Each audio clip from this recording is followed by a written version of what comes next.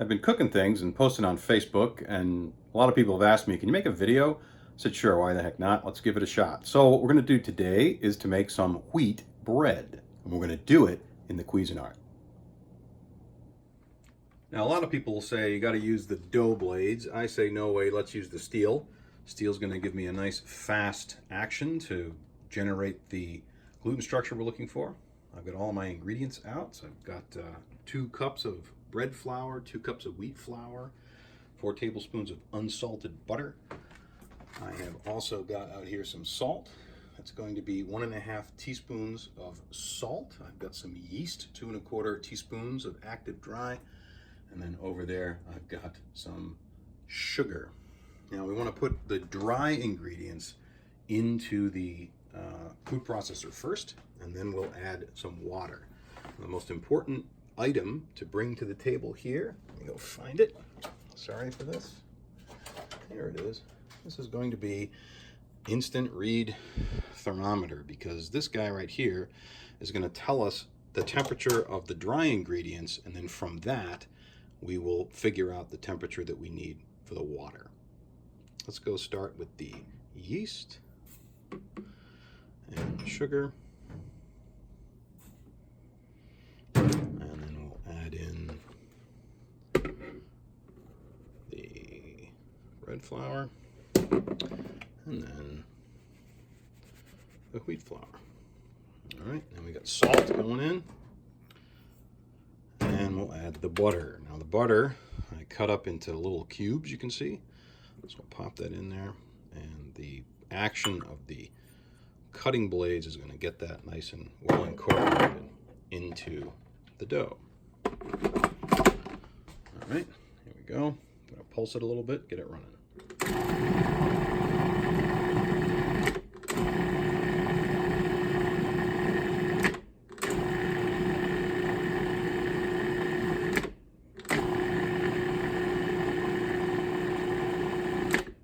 All right, now let's check out the temperature of the dry mixture. Stick that right in there, and that gives us a read of 68 degrees, 67, 61. And butter has brought it down, and it's kind of cold here. What we want to do with our water that we're going to add in a little bit is make sure that it is going to be the difference between this temperature and 130 degrees. So this is at 66, 65. We'll call it 66 for, well, maybe we want to go lower. It's still getting down there. We'll call it 66. Now 65 for these purposes. All right, 65. So 65, and the difference between 65 and 130 is going to be 65. How convenient. So what we need is water at 65 degrees.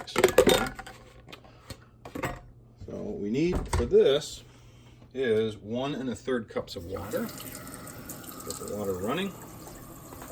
Use the instant read thermometer. Kind of tell us where we are. Let's see right now. It's actually a little too hot, so let it run for a little bit. And then watch the temperature start to decline. You can see it start to go there. We're getting close to 65. That's what we want. 1 1/3 cups. 65. Right there. That's 1 1/3 cups.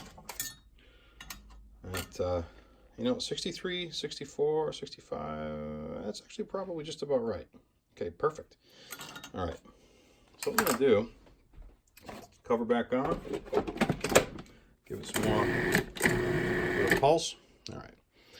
I'm going to add that water. Now, we don't want to let this run too long. We want to pay attention to the temperature of the dough. So once we get it start to incorporate, we'll test the stickiness, and then if we need to, add a little bit more flour. So we'll crank it up, add the water.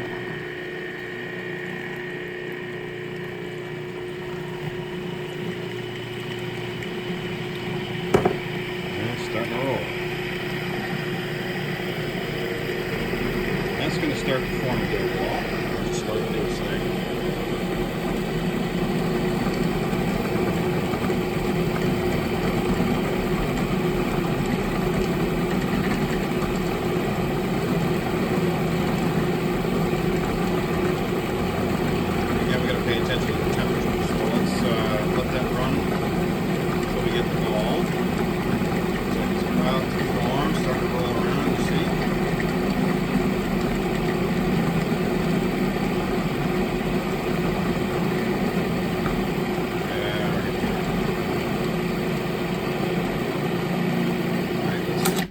test the stickiness there. Got it. And also the temperature. It's not a dough ball yet, I know that. Looks like it's very, very stiff. Looks like it might need a little bit more water.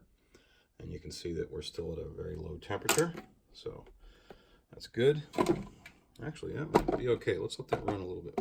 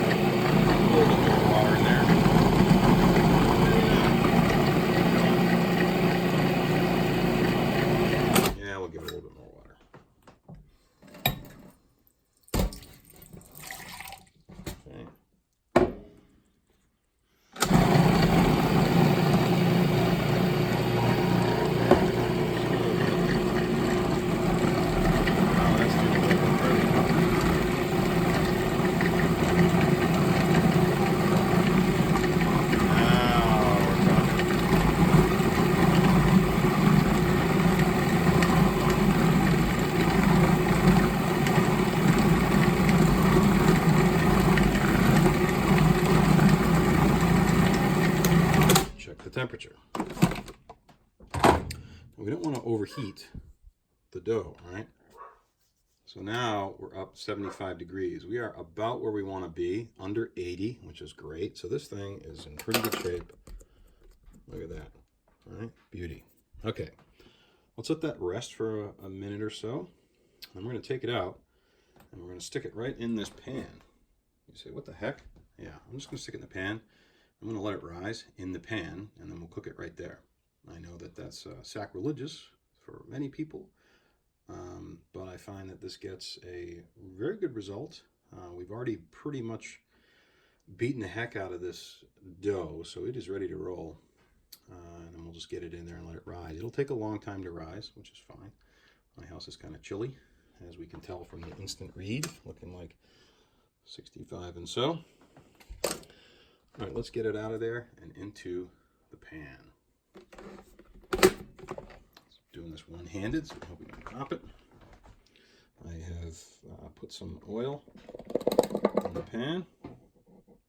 All right, the rest of that in there. Okay.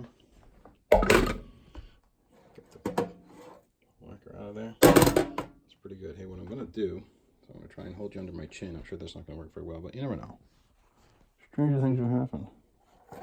Right? Yeah, that feels really good. All right, so it's going to sit there and it's going to grow in the pan. And we'll come back to it in a while, check on it. I typically will add some spray over the top. I'll take care of that now.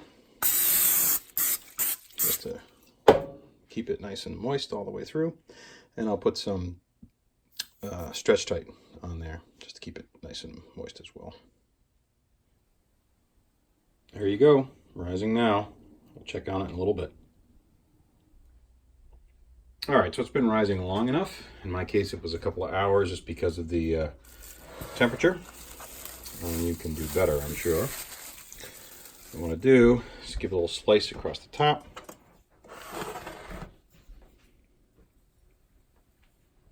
All right, I'm going to put it into an oven. Now the oven's at 400 degrees. I happen to use this toaster oven here because this fine Monarch oven from the 40s is a great appliance, except the door falls open, which isn't so great. One of the burners doesn't work, and although I could fill it with coal, I choose not to do that. I'm going to just use this toaster oven right now. So yeah, one day. All right, so there's the bread. Pop it in the door.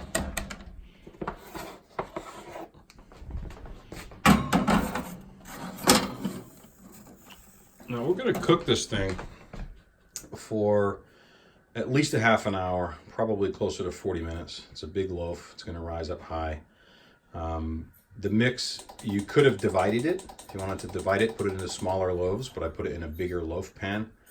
It's up to you, of course, as how you want to treat that. So we'll let this run for a while. We'll come back, and just like we did before, we'll take the temperature of the loaf to make sure that it is done.